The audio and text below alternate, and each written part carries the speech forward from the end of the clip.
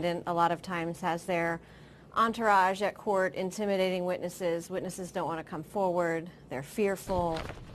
Good evening, everybody. Fed up with the no-snitch culture on the streets, a local homicide detective has come up with a way to make witnesses feel safe coming forward to testify.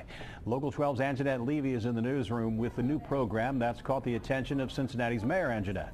That's right, Rob. And this poster that I have right here, it shows the number of Cincinnati's unsolved homicides. These are just the ones from districts 1 and 4. There are well over 100, and one detective we spoke to said that number is simply too high.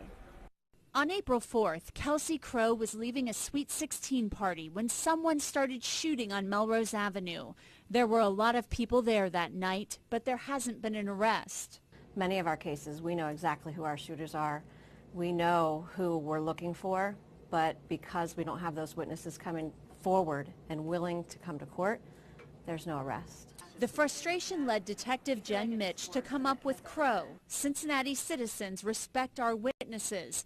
The new program may help witnesses to homicides find a new place to live. More importantly, it will offer support to those who fear testifying. We'll have outreach programs for counseling.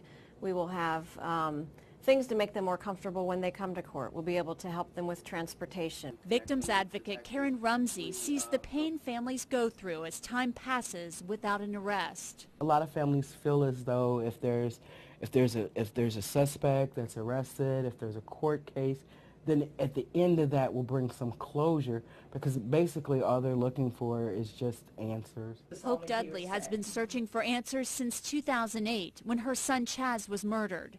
She hopes Crow will help with her son's case and others. I want to one day go to court and get this over with so I can actually celebrate my son's birthday or remember him without wondering who did it to him.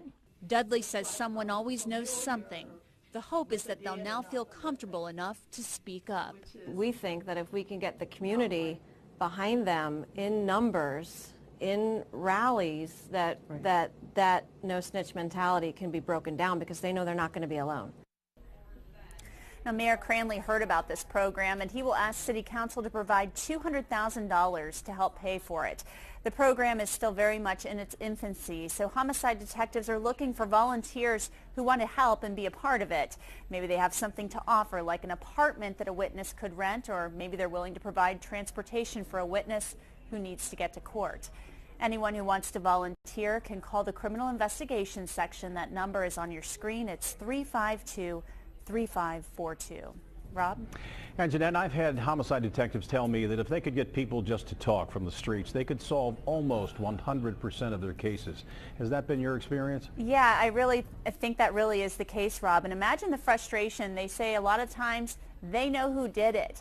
The case isn't all unsolved. They just don't have that piece of the puzzle, that person willing to get up on the stand. So really that's all it takes. And obviously it's a lot to ask, especially when somebody does feel intimidated or they do feel fearful. But really it's about breaking that no snitch mentality and really looking at this as the right thing to do and bringing a family some peace who really needs it.